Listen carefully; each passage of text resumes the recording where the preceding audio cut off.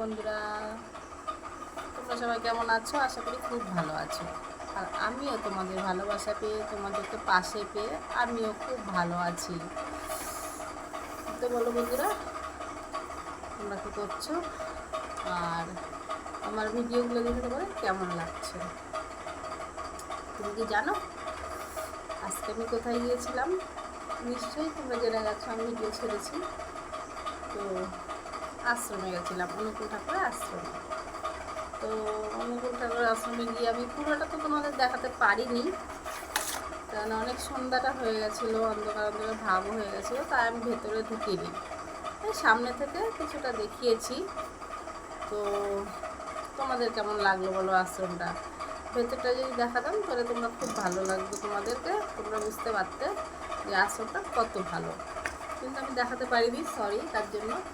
কিন্তু হ্যাঁ, একদিন আমি তাড়াতাড়ি যাব, আর তাড়াতাড়ি গিয়ে তোমাদের ওই আশ্রমে পুরোটা দেখাবো। আসলে আমি তো আশ্রমে ঘুরতে যাইনি আজকে, আমি গিয়েছিলাম একটু দরকারে, একটা দোকানে গেছিলাম ওখানটায়। তো তোমাদের দাদাভাই বললো তুমি এখানে দাঁড়াও, আমি একটু আসছি। তো ভাবলাম দাঁড়িয়ে যখন আছি তাহলে একটু ভেতরে ঢুকি, সেই জন্য আমি গিয়েছিলাম ভেতরটা। আগে যদি জানতাম যে আশ্রমের ওখানটায় আমাকে যেতে হবে, আশ্রমের ভেতর ঢুকবো, তাহলে আমিও একটু সেজে গুজেই যেতাম। দেখতেই তো ভালো, ভূতের মতো গিয়েছিলাম। তো আমার তো খুব ভালো লাগে আশ্রমের পরিবেশটা, সিনারিগুলো ভালো লাগে আমার। অনেক দিন ধরে শখ ছিল যে আশ্রমে যাব, আশ্রমের সামনে দিয়ে ঘুরে আসি, কিন্তু আশ্রমে যেতে পারি না। আসলে আমার সাথে এরকমই হয় বেশিরভাগ। এর আগেই তো শুনলে তোমরা যে বারোদোলে যাবো, বারোদোলে যাব। বারোদোলে এখনও পর্যন্ত ঢুকতে পারিনি, বারোদোল শেষ হয়ে গেল, কিন্তু আমার ঢোকার কপাল হয়নি। কিন্তু বারোদোলের সামনে দিয়ে আমি 15 দিন 10 দিন পর পরই, আমি 1 সপ্তাহ পর পরই আমি বারোদোলের সামনে দিয়ে চলে গেছি, কিন্তু বারোদোলে ঢোকার সৌভাগ্যটা আমার হয়নি। তো কেন হয়নি সেটা তোমরা খুব ভালো করেই জানো, কারণ আমি যতবারই কৃষ্ণনগরে এসেছি ততবারই একটা না একটা দরকারে এসেছি, আর হাতে মোটেই টাইম নিয়ে আসিনি। আর তার থেকেও বড় কথা, আমার ছেলে মেয়েকেও নিয়ে আসিনি, ঠিক আছে? তার জন্য আমি বারোদোলে ঢুকতে পারিনি। তো আমার কোনো দুঃখ নেই তাতে, বেঁচে থাকলে সামনের বছরে আমার ছেলে মেয়ে নিয়ে অবশ্যই আমি বারোদোলে যাব। আর আশ্রমের কথাটা যদি বলো, আশ্রমে ছেলে নিয়ে গেছিলাম, মেয়ে নিয়ে যাইনি। কিন্তু আমি যদি জানতাম যে আশ্রমে যাবো, আমি মেয়েটাকে অবশ্যই নিয়ে যেতাম, আর পুরোটাই আর একটু সকাল সকাল যেতাম পুরোটা ঘুরতে।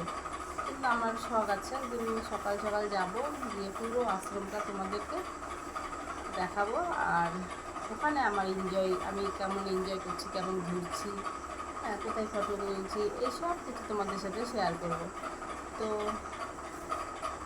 আশা করি তাড়াতাড়ি এই আশাটা পূরণ হবে, কারণ অসুবিধা নেই, আমার ছেলে মেয়ে এখন আছে আমার কাছে। আর এখন আমি কৃষ্ণনগরেই আছি। তো আমার ছেলে মেয়ে নিয়ে একদিন আমি খুব তাড়াতাড়ি, মানে বেলা থাকতে থাকতে আমি আশ্রমে যাব, আর তোমাদেরকে পরিবেশটা দেখাবো, দেখবে তোমাদের খুব ভালো লাগবে। আমি আজকে গিয়েছিলাম, গিয়ে দেখলাম, তো তখনই ভাবছিলাম আমি যাচ্ছি, আমার মেয়েটাকে নিয়ে আসলে ভালো হতো। আসলে আমি এরকম যেন ভাবি, কোথাও যদি কোনো আনন্দ মুহূর্ত, আমি আমার ছেলে মেয়েকে খুব মিস করি।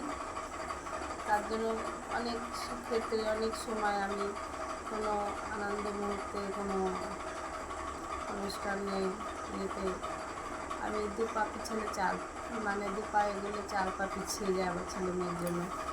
থাকা, ওরা বাড়িতে রয়েছে, আমি যাব না, বা ওরা স্কুলে গিয়েছে, থাকা, স্কুল থেকে আসুক, টাইম হলে যাব, মানে যাব না, এই ধরনের অনেক রকম সমস্যা আছে।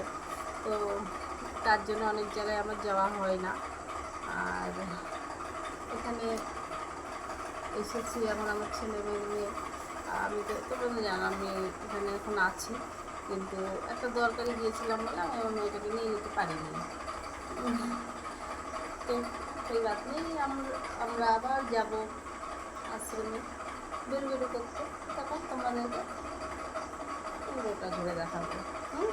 সঙ্গে তো আমার। আর তোমরা আমার ভিডিওগুলো দেখেছি এর আগে যে আশ্রমে ছেড়েছি, যেটুকুনি ছাড়ি সামনে একটুকুনি ঘুরেছি। তো তোমাদের কেমন লাগলো বলো জায়গাটা? ভালো লেগেছে না? আর শীতকালে গেলে তো ভীষণ ভালো লাগে, মানে ফুল পুরো বাগান হয়ে যায়। এখন তো অল্প অল্প ফুল, কিন্তু তখন পুরো ফুলের বাগান হয়ে যায়, খুব সুন্দর লাগে। আমি শীতকালেও তোমাদেরকে ওখানটায় নিয়ে যাবো, ঠিক আছে? আর দেখো এত গরম ছেড়েছে, বৃষ্টি হলো জানো তো, কালকে সারাদিন বৃষ্টি হয়েছে, আজকে সকালবেলা পর্যন্ত বৃষ্টি হয়েছে, কিন্তু দেখো এখনও পর্যন্ত গরম ছাড়েনি, গরম কাটেনি, গরম কাটেনি। তো আমি তো এখানে বসেই রয়েছি পাখার তলায়, তবুও ঘেমে যাচ্ছি। তোমরা দেখতেই পাচ্ছ আমি কেমন ঘেমে যাচ্ছি।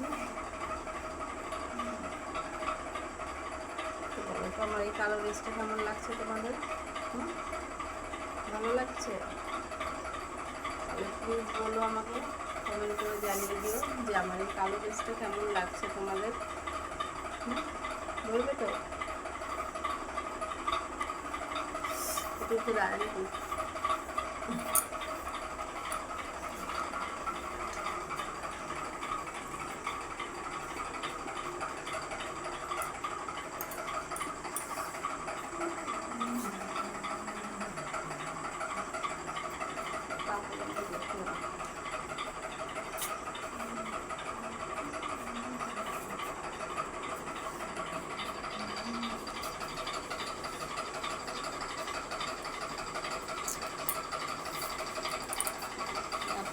কিন্তু প্রায় 11:30 বেজে গেছে, আমি এই ভিডিওটা করে লাইভে বলবো। তো চলো বন্ধু, এখন জন্য